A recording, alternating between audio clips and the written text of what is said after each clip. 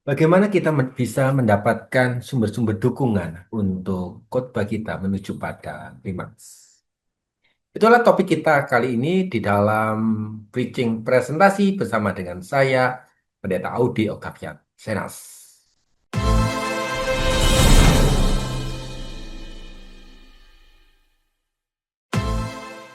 Untuk mendapatkan sumber dukungan di dalam sebuah khotbah, kita bisa melakukan berbagai cara.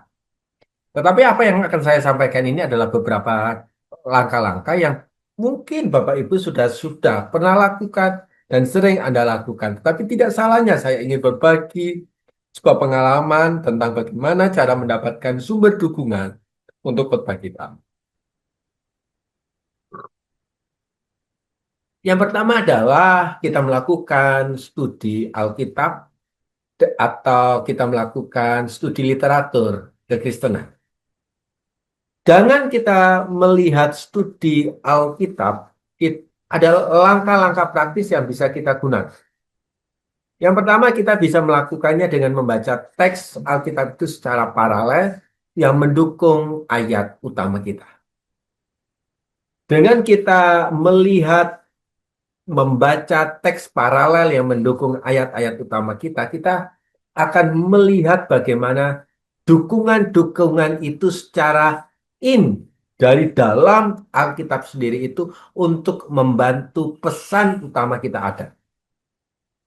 Yang kedua, catat sebuah ilustrasi kisah-kisah Alkitab yang kita baca. Ini bisa berhubungan dengan ini bisa bicara soal kekudusan, ini berbicara soal panggilan. Itu bisa kita gunakan untuk mendukung khotbah kita. Gunakan tafsiran, buku-buku rohani, atau renungan-renungan yang klasik yang bisa menopang kita, yang membantu kita. Oleh sebab itu, Bapak, Ibu, Saudara-saudari, rekan-rekan hamba Tuhan, misalnya sedang kita mengkhotbahkan tentang khotbah dari kitab Lukas pasal 15 tentang anak yang hilang.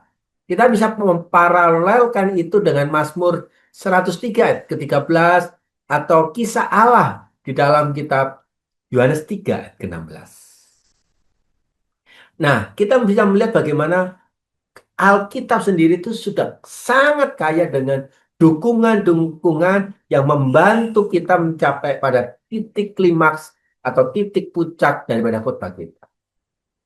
Oleh sebab itu, rekan-rekan hamba Tuhan, tantangan kita terbesar adalah kita harus menyediakan waktu kita menggali di dalam Alkitab itu sendiri supaya kekuatannya ada di dalam Alkitab. Nah, dukungan di dalam Alkitab harus kita munculkan, lalu kita bantu dengan mengumpulkan ayat-ayat atau kisah-kisah yang lain. Contohnya kita mengumpulkan, bagian yang kedua kita adalah mengumpulkan kutipan. Makanya praktis adalah ya kita sering membaca buku rohani. Menandai kalimat-kalimat yang kuat. Mencatat kutipan-kutipan tokoh Kristen. Seperti tokoh Agustinus, Luther, Billy Graham, atau orang-orang yang kita kenal dalam kelompok gereja kita, sinode kita, organisasi kita. Lalu kita mencoba menggunakan aplikasi-aplikasi membantu jurnal-jurnal yang kita bisa temukan untuk membantu khotbah kita, membantu pesan itu mencapai kepada puncak. Contoh aja kalau kita berbicara tentang Lukas pasal ke-15. Kita bisa menggunakan kutipan daripada C.S. Lewis yang mengatakan to be a Christian man, to forgiven the ignorance, to be a Christianin means to forgiven, to be inexcusable. Saudara, ada begitu banyak yang bisa kita gunakan untuk melihat, untuk membantu, untuk menandai bahwa menuju puncak sebuah khotbah itu butuh usaha. Kita juga bisa menggunakan misalnya catatan-catatan, kesaksian, atau pengalaman rohani yang semakin nyata. Kita mulai menyimpan pengalaman pribadi itu di dalam sebuah kumpulan yang bersifat jurnal pribadi, jurnal rohani. Kita bisa mencatat, mendengarkan, lalu menyampaikannya kisah-kisah jemaat yang ada. Bisa membaca biografi tokoh iman, tokoh misionaris. Kalau kita sedang bicara mengenai doa, jangan tinggalkan tokoh yang bernama Josh Muller yang hidupnya dipenuhi oleh jawaban-jawaban doa. Tetapi sebelum ia mengalami jawaban-jawaban doa, dia mengalami perjumpaan dengan Allah. Dia bergumul dengan tantangan-tantangan yang ada, yang itu sangat relevan, yang itu sangat cocok dengan kondisi jemaat yang ada. Gunakan, selanjutnya bisa kita gunakan data, fakta. Kita harus menggunakan sarana yang ada, internet, sosial media, untuk kita bisa mendapatkan laporan, penelitian sosial, psikologi, kesehatan, data-data yang terpercaya, data-data statistik yang menunjukkan bahwa itu semua bisa kita gunakan untuk menunjung kepada sifat yang utama di dalam sebuah khotbah kita. Nah, rekan-rekan hamba Tuhan, kita juga bisa menggunakan sebuah pengamatan, pengamatan kehidupan sehari-hari. Peka terhadap keadaan yang ada di rumah, melihat di tengah-tengah pekerjaan, pelayanan masyarakat, televisi, kita mulai peka. Mata kita terbuka, hati kita terbuka, tangan kita terbuka untuk peka. Dengan melihat kepekaan yang ada, kita bisa menemukan, kita bisa menceritakan, menggunakannya sebagai bentuk analogi kerohanian yang ada. Melihat seorang petani yang sedang menanam. Melihat seorang anak yang sedang belajar.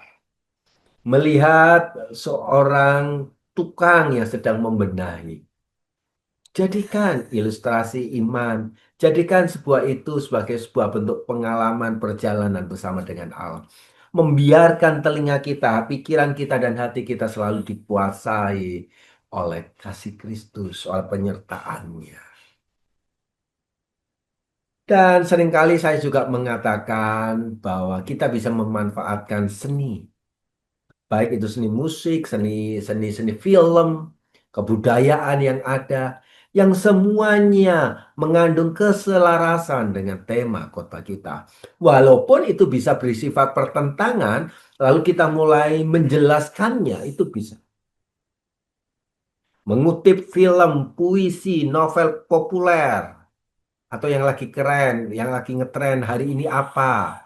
Lalu kita menggunakan simbol itu untuk melihat tentang kesetiaan Allah, penyertaan Allah, kondisi dunia yang seperti ini, kondisi pekerjaan, ekonomi yang semakin memburuk. Bisa kita lihat. Dengan melihat itu, memanfaatkan seni budaya yang ada, kita dengan cepat mengaplikasikannya untuk mendukung setiap khotbah kita. Ujungnya, tugas kita adalah kita coba melihat, mengumpulkan itu, merangkumnya itu di dalam bank ilustrasi pribadi. Setiap kali saya menemukan cerita, setiap kali saya menemukan data, setiap kali saya menemukan kutipan, segera catat. Simpan di dalam sebuah catatan. Ketika ada sebuah kisah, gambar yang menarik di Instagram, cepat kita save. Masukkan di dalam folder tertentu. Melihatnya. Sehingga kita bisa, suatu kali kita bisa melihat. Dan menggunakan itu di dalam khotbah kita. Kelompokkan apa yang kita temukan. Catat, temukan, kelompokkan. Supaya ketika kita bisa berdoa tentang iman, pengampunan, kasih, doa, keselamatan, penyertaan, kita bisa mengeluarkannya kembali di dalamnya. Ringkasnya, untuk mendapatkan sumber dukungan, pengkhotbah perlu membaca dengan luas, mencatat dengan disiplin, mendengar dengan peka, mengamati dengan cermat. Dengan cara ini, khotbah kita tidak hanya bersifat pengajaran doktrinal seperti di kelas-kelas, tetapi juga merupakan presentasi hidup yang kita presentasikan kepada jemaat yang ada. Yuk, kita membaca dengan luas, membaca lagi, membuat target-target bacaan kita, mencatat dengan disiplin, mendengar, mengamati dengan peka kondisi jemaat yang ada, supaya khotbah-khotbah kita tidak bersifat doktrinal kuliah, tetapi merupakan sebuah presentasi hidup yang disampaikan kepada komunitas yang ada. Tuhan Yesus memberkati kita.